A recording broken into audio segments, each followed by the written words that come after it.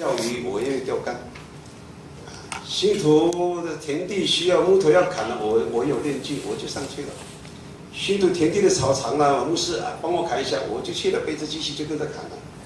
我喜欢跟牧师，我喜欢跟信徒在一起，无论他是基督徒不是基督徒，我喜欢跟他在一起。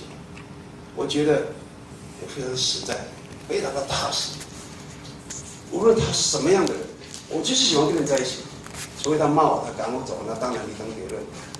不过大部分的信徒，大部分的同胞，很喜欢跟我像这样另类的牧师在一起。今天刚我读的第1节、第2节，我们来看一下，他这个叙述有2种，一个是税吏，税吏在当时是替罗马政府收税，然后这个税金呢怎么样呢？要缴到罗马政府那边。但是既然他是税吏，他要收多少，在当时的习俗之下，随他收。然后呢，第二个所收到的钱，他可以不照实记载。换句话说，他有2本的账册，一个是真的，一个是假的。我看那个假的是送到罗马政府那边的。既然他有个假账册，你看他多有钱。在耶稣传道的生涯，有这么一个税吏，他名字叫马太，后来成为了耶稣的门徒，大家都知道，非常有钱。为什么有钱？因为他喜欢当小偷，所以谈到小偷，小时候牧师是最顽皮的。我真的很顽皮，又矮又干又瘦，病又多，但是我很喜欢偷邻居的鸡蛋来吃。牧师那个年代，不要笑，真的没有东西吃。我在国中，我记得印象，我2次，我带地瓜，这就是我中午的便当。丘陵国中濒临太平洋海边，我不好意思，中午下课了，我就偷偷的带着我的2个地瓜到河边去吃，到海边去吃，真的很穷。爸爸妈妈去田里工作，寒暑假的时候，我们中午没饭吃，爸爸妈妈不在，有些时候连地瓜都吃不到。我去放牛的时候，我去树根了，去挖什么呢？挖瓜牛，瓜牛拿来烤一烤，就拿来吃了。好，所以那个时候耶稣重税吏，特别是还有什么罪人。今天我要特别强调的就是这个罪人。等一下跟下面引述的浪子回头的故事，大家非常的清楚，就可以了解。所以这些人呢，很喜欢接近耶稣，特别喜欢耶稣。很奇怪啊，在一些人眼中，耶稣就像现在的牧师，就像现在的传道一样。但是当时犹太人也有很多有名的牧师、有名的传道啊，就是所谓圣经告诉我们的法利赛人啊、文士啊，这些都是牧师中的牧师，很会讲道。不要忘记了，新约圣经最有名的宣教家是哪一个？使徒行传以后才出现的保罗。保罗他是法利赛人，他是文士。感谢主，上帝并没有遗弃他，竟然拣选他。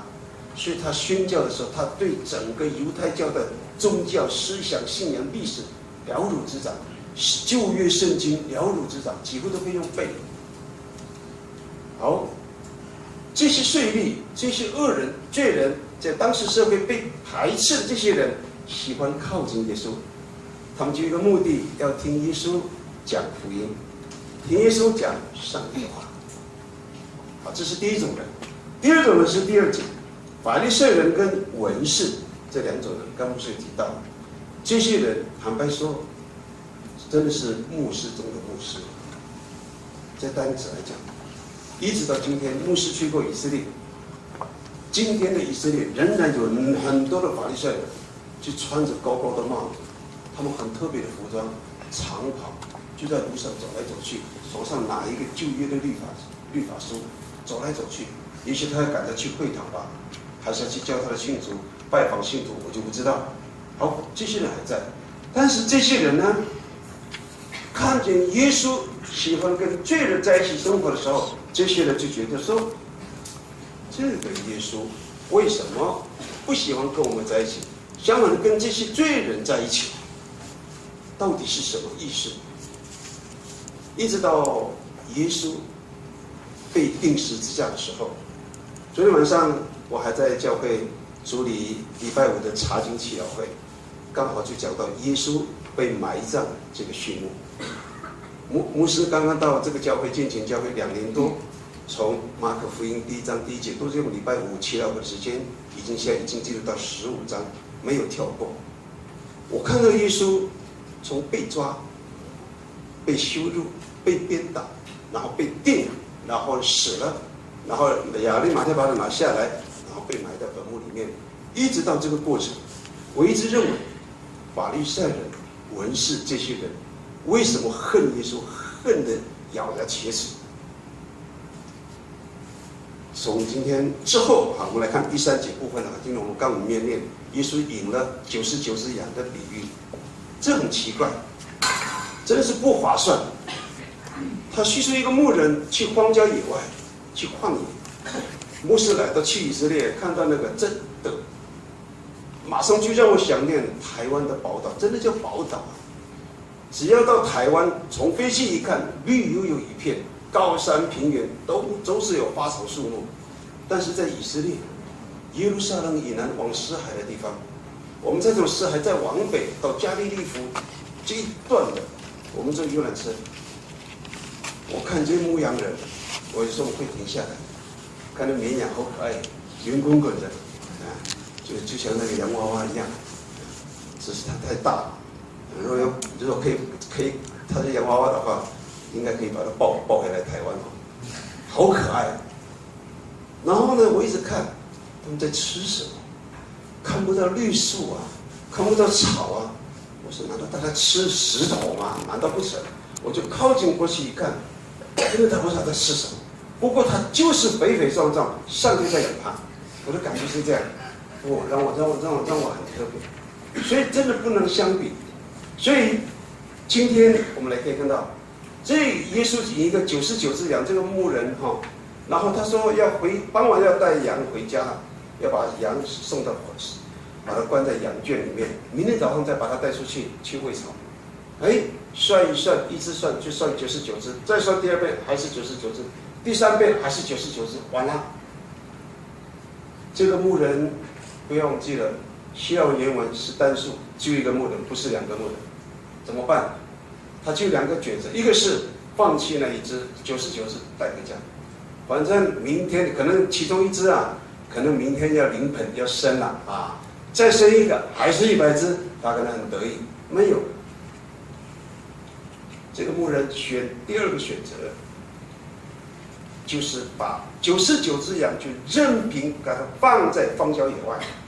难道没有野狼吗？没有狮子吗？没有野狗翻山越岭去找那只，然后流血，流了好多的血，流了好多汗，竟然把它扛回来了，欢欢喜喜的回家。经文没有告诉我们99只有没有被狼被野狗吃，没有告诉我们，但是只看见这个牧人去把那一只迷失的找回来了，他好高兴。耶稣说：“这就是我，这就是上帝。”所以，就是从15章整段的经文来看，牧师看到一个结论是什么？他有一个精神，就是永不放弃。我绝不放弃。全世界所有的人是我赐他生命。亚当夏娃始祖是我用尘土造的，亚当夏娃的子子孙孙，甚至亚伯拉罕开始认识上帝开始，只要是信上帝的，我们可以几乎看到，现在不信上帝的，上帝仍然不放弃，要透过教会，要透过大家，把这些迷失的罪人一个一个把他拿回来。所以每次想到这个故事，我就想到我现在是做牧师，我发觉到我很羞耻，我发觉到我很懒惰，我发觉到我真的很无奈，我发觉到我的力量不够，时间不够。今天在原住民教会牧会，我发觉到大家什么都有，这边真的什么都有。这个冷气太强了一点。不要挑我开玩笑。也让我来到这边享受一下冰天雪地的滋味，好像是日本の北海道北海道一样。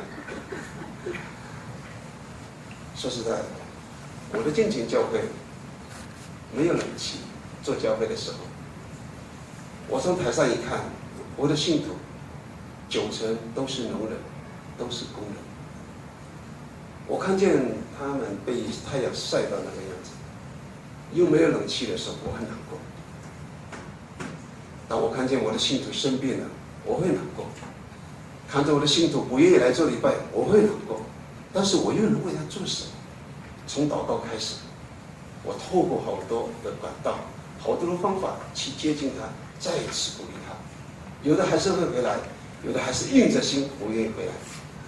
所以这个牧人呢，找到那个迷失的羊，他愿意被牧人扛回来。我相信这一只绵羊啊，可能他已经感受到孤独在外、流浪在外，真的是非常的痛苦。我们接下来再来看这位浪子回头，直接跳到21节，这是这个浪子他的顿悟。马丁路德他的记住，在信仰观念里面，他们强调的就是这个顿悟。他发觉到他很懒惰，他发觉到他很笨、很无知，人家再怎么讲，还是听不懂，没办法感觉出来。像刚刚我们那位姊妹来这边做见证。你的见证就让我想到我那个小儿子。我坦白说，我有2个儿子，一个现在是都大学毕业了，今年本来是跟你们的干事一起考神学院，好像是我在逼他考神学院一样，后来还跟他吵了一架。我先讲我这小儿子，好像有点像今天这个经文一样，我大儿子很乖。很贴心，喜欢跟在我身边。我小儿子的话，就像这只迷失的羊一样。他国中、高中，他在海星国小，他就在住校。脾气之大。打电话的时候，第一个挂电话的绝对不是我，我向大家保证。直到我在说谁是爸爸？你是爸爸还是我是爸爸？嘎，电话一挂。猛吧，你们有没有？这招要学。好，最近他参加原住民的特会在高雄举办的，你们不晓得有没有去参加？后来他在那边，就像刚刚那位姐妹你被圣灵触摸，他真的会讲，真的会说方言后来他就打电话给我，爸爸，我说什么事情？他从来没有这样子那么激动过。我要传福音，不会吧？可怜。我说宝宝心脏不好，我真的心脏不好，所以爷爷以后不要再让我随便讲。好了，今年本来去考神学院。他又出状况了，洋洋洒洒赖给我，我一句也看不懂。现在年轻人因为你们用的词句我现在才54岁，没想到你们用的词句，我常被我的孩子笑。爸爸你笨的弱的小瓜蛋一个人，不是小瓜蛋，老瓜蛋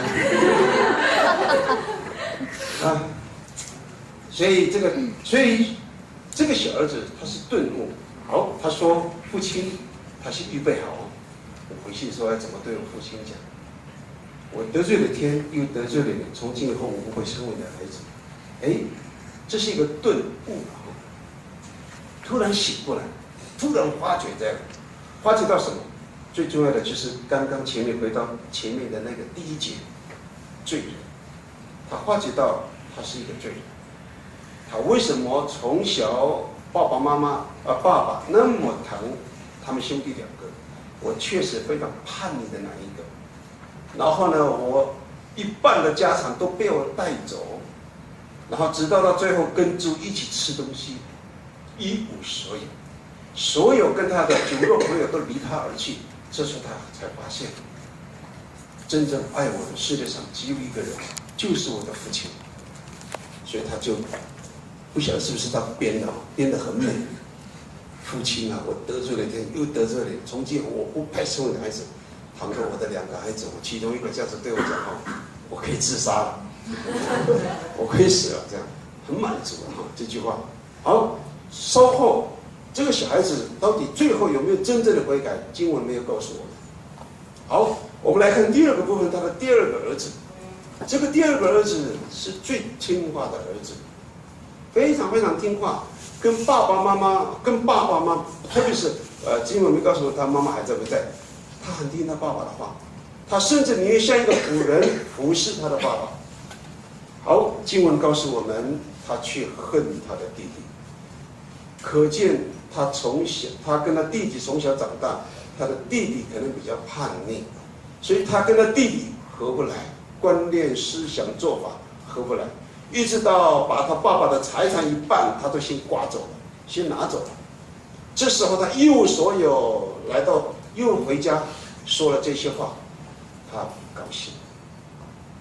希腊原文他说的这句话就是说他恨他这个弟弟他非常恨他，早已经恨他，不是说因为这个弟弟财产拿走了，并不是。可能他从小成长的时候，他就恨他这个弟弟，不喜欢他这个弟弟。是不是因为他跟哥哥合不来，这个小儿子才会离家，想自己创业，创造一番自己的天地？结果是非常非常的不如他所愿。好，无论如何他回来了，他哥哥不高兴。接下来他的爸爸劝他，他爸爸怎么劝？希腊原文这个动词是他是用不完成式来表达，意思什么？他爸爸不停地劝那个大儿子。一直劝他，白天劝他，早上、下午、晚上，一天劝不了，隔天再劝，一直劝到他愿意回心接纳他弟弟为止。但是经文告诉我们，哥哥有没有完全接纳他，也没有告诉我们。但是这一段经文真正的主角是谁？是这个爸爸，是这个父亲。他就像我们的主耶稣，就像我们的上帝一样，绝不放弃，永不放弃。我的孩子再怎么坏，我的孩子再怎么好，都是我的孩子，他不放弃。所以回到经文的第1节，这些税吏、这些罪人愿意来接近耶稣，要听他讲道的时候，耶稣多么的高兴，非常非常高兴。所以刚刚来做见证的姐妹好，是因为参加营会也许在座一些朋友，可能你对罪还有很多的疑问，很多人都认为曾经讲到这个罪我听一个老牧师在讲。好，这个有一个也是爸爸级的原住民的，我们德鲁古的要来受洗受洗之前呢，当然也是有要理问答的考试。好，牧师第一个问题给他：你承认你有罪吗？我哪里得罪？我没有罪啊。我不偷不抢啊！你看看，我在这个部落，我是大好人一个，他真的很认真，是一个好人一个，很尽忠职守的丈夫，很好的爸爸。他不承认他是罪。牧师在问他：你愿意接受耶稣的爱？你知道耶稣爱你吗？他回答怎么回答？很妙。耶稣跟我什么关系？耶稣爱不爱我？我要不要接受？那是我的决定。跟我有什么关系？弟兄姐妹，就是如此。今天很多的人都还在观望，还在怀疑，需要大家苦口婆心，就像这位爸爸一样，不停的劝，不停的传福音，不停的告诉他，直到他跟你们坐在这里敬拜赞美上帝为止。这就是上帝的意思。接下来跟大家做个见证。做见证之前，我跟大家说过了，牧师对罪的认识，说实在，我小时候1岁多，第一次的死亡经验，原来一个人要认识他一生，特别在读圣经，在上帝面前认识、承认自己是罪人，真的需要花很长很多的体验跟人生的岁月。你要去体验，你要去想。真的不容易。坦白说，有一个教会的青年，然后呢，牧师看他真的很乖，很认真，就像跟大家一样，甚至喜欢在前面引导大家做敬拜赞美。后来他当青年会会长，就在他当青年会会长的时候，他的感情出了状况。后来牧师小会不得不解他的职，非常遗憾。牧师问他：“你认识这个罪恶的可怕？你知道你做的行为的可怕吗？这是得罪上帝的。”他眼睛呆的，一直看着牧师这样的哈，好像是懂，又好像非懂，就是这样。在我1岁多的时候，就在太鲁阁现在那个景文桥，我们从田里回来，我跟我哥哥去坐在牛车上面，然后呢，上面也有地瓜。桥一直到河床，差不多80几公尺，突然牛发狂，就往河床冲，这么陡哈，应该是角度应该是60度到70度，很陡，滚下去了。爸爸妈妈在路边在那边哭，完蛋了。因为我的大姐2岁刚学会走路就离世了，夭折了。我大哥，然后我是家里面应该算排行老3。接下来我跟大哥又跟着牛车滚下去，跟着牛这样滚下去80几公尺，能够活吗？爸爸妈妈在上面哭，哎，奇迹！竟然我跟我哥哥没事啊。然后就在斜坡上面，我跟我哥哥在那边哭，只是受了小一点轻伤，牛都 OK， 跟着牛车就站在河床那边80几公尺。我第2个死亡经历是我在已经牧会，我们那条溪有产玫瑰石，知道玫瑰石吧？啊，花莲有产玫瑰石，知道吗？啊，最好你们不知道。然后呢？河海很大，找玫瑰石比较容易看得到，真的是不小心被水，我背着很重的石头，然后就被水滚着。然后我印象很深刻，我到现在，那时候我已经是传道了，跟你们的传道一样，我感觉到我浮起来，我人已经浮起来，我看到我的身体在那河子里面一直滚。因为我站不起来，因为石头太重了，我又是背肩带这样啊，你们很喜欢都背肩带，对不对？然后我根本没办法挣开它，一直在滚，我的气很短，我知道。后来我的灵魂就上来了，我在上面看着我的身体还在水中滚。这个时候我就在水中，我就做个祷告，因为基望教会正在盖教会的时候，上帝啊，若这是你给予我的时间，我的时间到了。我就交给你，但是我将师母跟我的2个孩子，还有基隆教会现在在盖教会，所有的每一个会友就站在你手上。第一，上帝有在是救我，突然我就浮起来，还给我力量在挣扎到河边，我就趴在那边哦，就晕过去了。5分钟之久，我自己就贸然醒来，又喝了很多的水，那个水就是脏水、污水一样浊水。那个印象真的很深刻。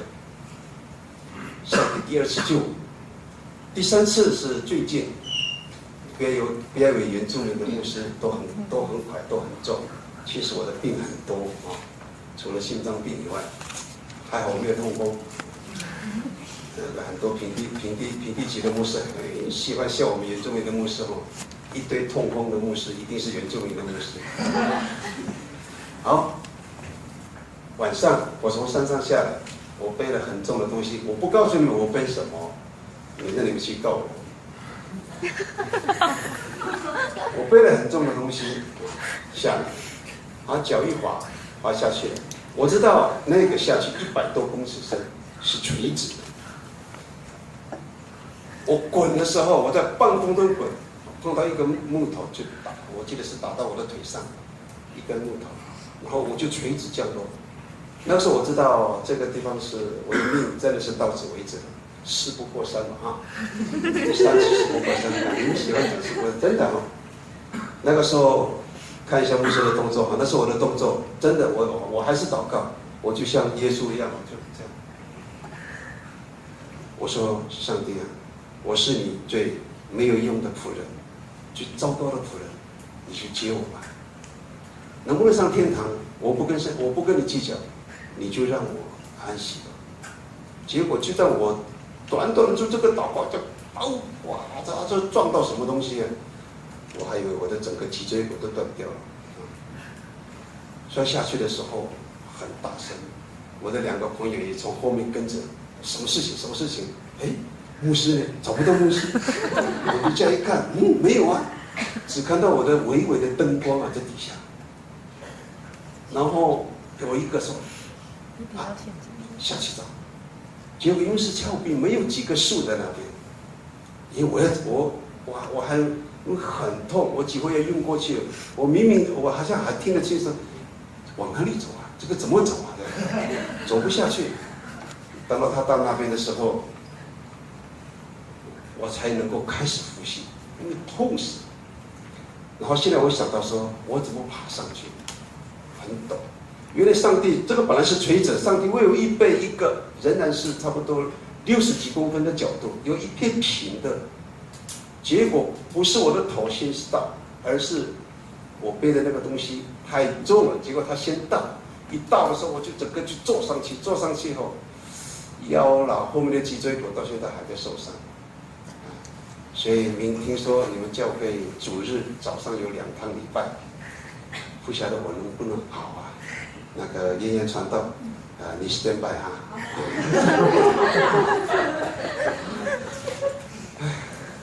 这是我第3次守戒。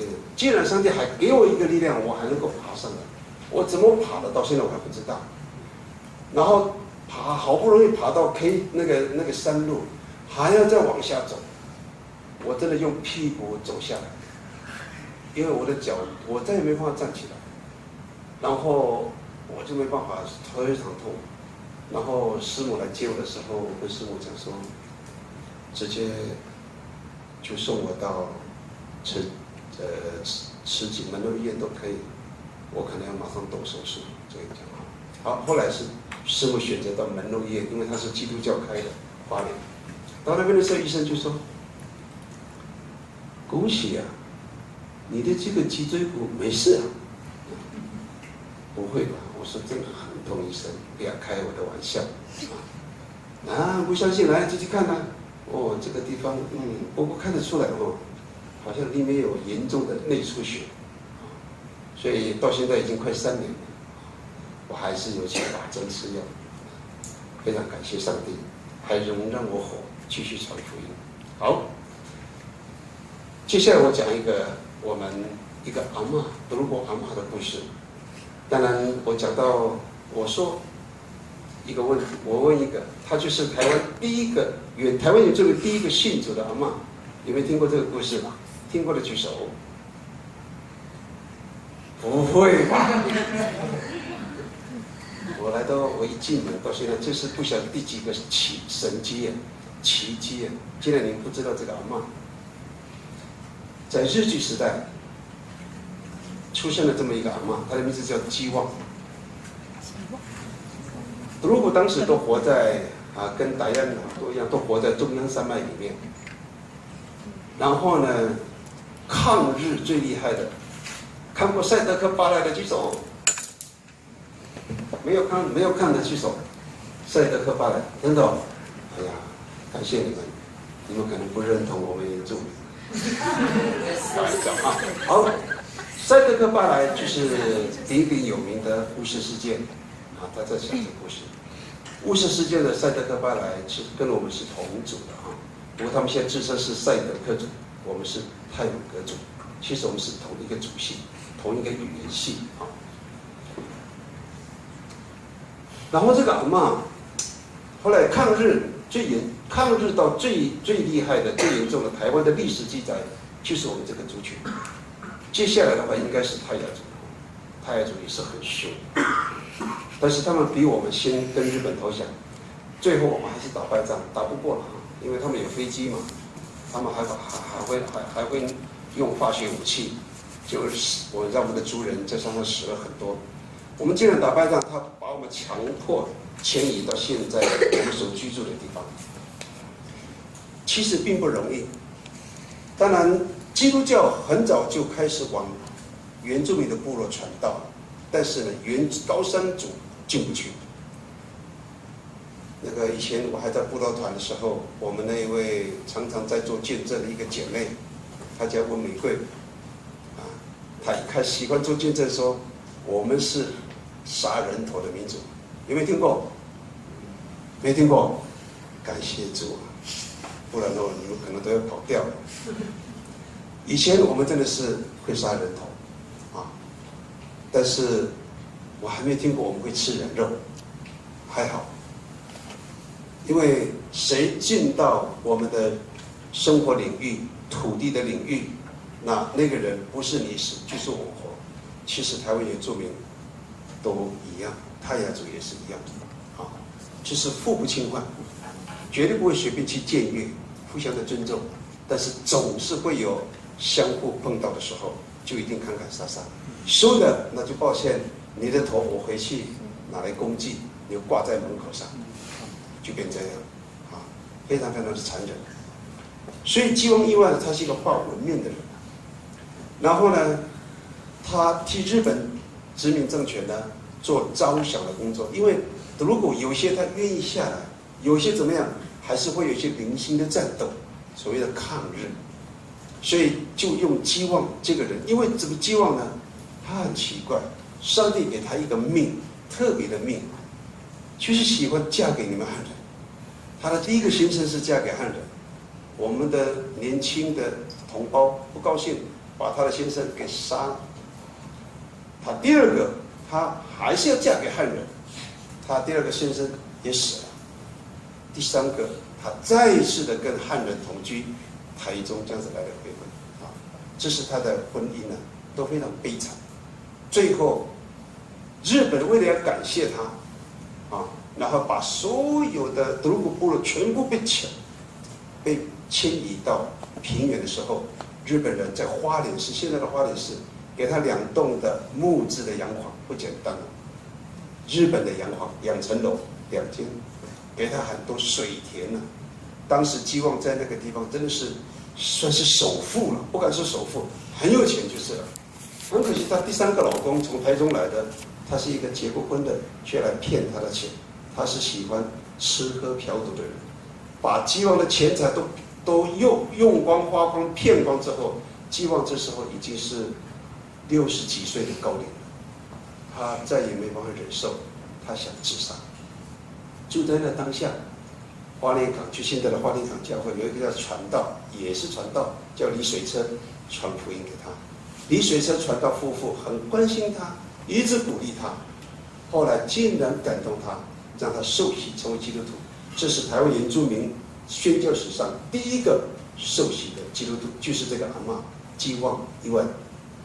不但如此，还鼓励他到台北淡水圣经书院读书。读完书之后，然后呢回来。那我讲一个典故，跟今天的经文相关，因为他是画纹面的。孙雅各牧师不是医生，然后脸黑黑的，又画纹面那样子。孙理莲他的记载里面就说，这个是谁啊？怎么跟鬼一样？然后呢，他牧师都排斥他，吓一跳。你带这样的一个老妇人来到我们房间做什么？孙雅各牧师告诉他，这已经是基督徒了。不但如此，而且已经被呼召了，准备要读书，准备将来要被主所用，要传福音给台湾所原住民同胞，是这样的一个意思。所以基旺就这样子完成了学业。然后呢，他回到花莲，很努力的传福音。之后他培育了很多的学生跟门徒。今天我们太鲁阁中会花莲到现在仍然有34间的大大小小的教会，就是因为这位基旺一万，而且他的门徒学生还跑到其他的族群去传福音不是只有德鲁古而已。所以今天我们非常感谢上帝，弟兄姐妹，我一直认为，一个人若他没有办法去深刻体认一个罪，什么叫做罪？到新约圣经的时候，在约翰福音里面，他就很清楚告诉你，很简单，只要你不信耶稣，你不信上帝，你就是罪人，你就得罪上帝。若是这样子来说的话，全世界现在统称不晓得对不对？听说人家统计，包括天主教，全世界现在是1/6的人是基督徒，但是还有5/6还不信上帝，还不信耶稣。若按照约翰福音这样的记载，刚我所读的经文，那5/6的人仍然陷在罪中，将来耶稣基督再来呢，他们要受审判，要把他丢到永刑的火湖里面，永远没有得救的一天。那我们当中，若你是1/6行列基督徒的话，我们要怎么去关心这些人？刚刚牧师也提到，传福音真的不是一件很容易的事情。我到现在我还没有办法去体验，但是我发觉到你们平地教会很兴旺，而且教会人数很多。我去过好几间，我们去牧会，到平地教会比较大的教会，我一站在台上真的很不习惯。我告诉你们，我在最小的教会牧会，在台北土城，只针对我的德国同胞，我最高纪录一次就只碰到一次。主日礼拜3个人而已，哪3个人？你们来猜，一个是牧师吗？那第二一个呢？师母。另外一个呢？才得是我那两个宝贝，那个不算，真的就一个会，一个组织。所以突然站在明天，我不晓得你们做礼拜的人数多少，一做满满的那个我可能要去晚上去买护膝一下，因为我的膝盖会嘣嘣嘣会发抖。我真的很替上帝，真的很替我在上帝面前很替你们感谢上帝，你们真的很兴旺。我不晓得你们是怎么传福音的，有很多方法，但是我发觉到在部落传福音在偏远的部落，在乡下传福音，真的很辛苦。我发觉到真的很辛苦，不容易。你在台上这么有口才，你解经的好，讲道一级棒，不会感动。我的族人一点感觉都没有，没有办法像这浪子那个第2个儿子一样，突然顿悟。然后呢，突然被圣灵充满，他说他愿意悔改，愿意参加教会的服事，没有。就算连教会的长老跟执事，有些时候很懒惰，跟牧师一起宣教，也有这种情况。请你们为我们祷告，真的。所以我跟这些传道讲，若你们关心我部落的族人，明年欢迎你们派队来到我的部落来，跟我们做短宣。让你们去认识我的族人，他们的生活，他们的工作。你跟他们对话的时候，你就会发觉到，多多的跟原住民对话，你会发觉到台湾原住民仍然需要你们的关系。长期以来，台湾基督长老教会就是你们汉人平地的教会，帮我们原住民的教会真的帮了很大的忙。无论是在经济上、金钱上，无论是在宣教上，真的帮我们很大的忙。真的非常感谢上帝，也真的非常谢谢你们。我不是在这边故意说好话，我不会说好话真的谢谢你好，我们一直要想的就是这个问题。最后我再问你们一个问题，因为你们的爷爷传道刚刚在这边好像在跟大家呼招呼。现在我们是在聚会嘛，对不对？这个叫聚会吗？是吗？是上会，知道什么叫上会吗？等一下可能几分钟撒云那拉拜拜这样也许这是我们最后一次见面，也不一定呢，对不对？因为真的很多次是这样，哎呀，真是平安就握手，明天再来，好，那就再也看不到他了，不晓得去哪里。真的有，不要笑，我碰到很大。好。最近我有一个牧师来到我们德鲁国中会然后呢，我们请他来做我们的讲员，我一直没办法忘记。那我问你们一个问题，现在叫聚会对不对？然后这样我们就上会。好，无论是明天主日也好，早上有2个礼拜，好，聚会完毕了叫散会。请问，聚会跟散会哪一个重要？他问我们这个问题，我很笨。那个时候我脑袋，那个时候当下我脑袋快片空白。请问哪一个比较重要？聚会重要的举手，聚会很重要的举手。哎，那我们没有举手的，你干嘛要来聚会呢？很奇怪了。好，散会很重要的举手。你看也很奇怪啊。散会很重要啊，为什么不来聚会？你们说喜欢聚会的，又不喜欢散会，到底哪个重要？后来这个牧师就解释给我们听，聚会很重要。来这边聚会、敬拜、赞美、服侍上帝，听上帝的话，慢慢的用上帝的真理、用上帝的话改变自己的生命，完全的脱胎换骨，真正成为一个神所喜悦的子民。就像刚刚你们所唱的那些歌，啊，我真的很遗憾。刚刚我很印象了，只有一首歌，我好像我稍微听过、稍微唱过，神啊，你真伟大。其他我就袂晓。亚龙伯，好，聚会很重要。这个牧师介绍一句话：散会比聚会更重要。知道意思吗？知道意思的，我们就一起祷告。他的意思说，散会之后，那就是上帝要用你、要使用你的时候。意思是这个。这个是突然打醒我的心啊，敲醒我这个笨脑袋。当然，我常常牧师还会讲说啊，你要容神一人，要努力做见证哦，回家要好好祷告，好好读经哦。然后呢，要多多引人归主啊，话很好讲，很容易听。信徒会做吗？不会做，因为他们没办法去了解散会的重要性。其实散会是非常的重要。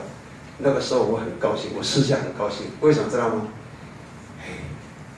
还好这一点我可能还可以跟上帝交代，因为礼拜一到礼拜六，我几乎都没有休假，跟上帝、跟我的信徒天天在一起工作，天天在跟我的信徒一起聊天，一起吃，一起喝，啊，一起跟他，就是跟他一起生活。可能就像耶稣以前刚刚那个样子一样，耶稣很喜欢跟世界上所有的人，不是就罪人，法利赛人、文士，耶稣也并不排斥。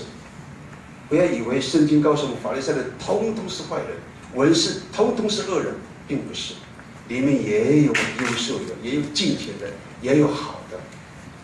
好，弟兄姐妹，让我们用这个来彼此的勉励。今天我们读的这个经文，牧师跟大家分享一些，最大的目的就是我们要把神的福音、主耶稣的救恩，不停的分享给许许多多的人。在什么时候？不是就在聚会的时候，是在散会的时候。我们一起祷告。爱我们的主耶稣，我们相信你是伟大的上帝。慈爱的上帝，也是公义的上帝。但是，我们真的认识你了吗？就像我们真正认识了自己吗？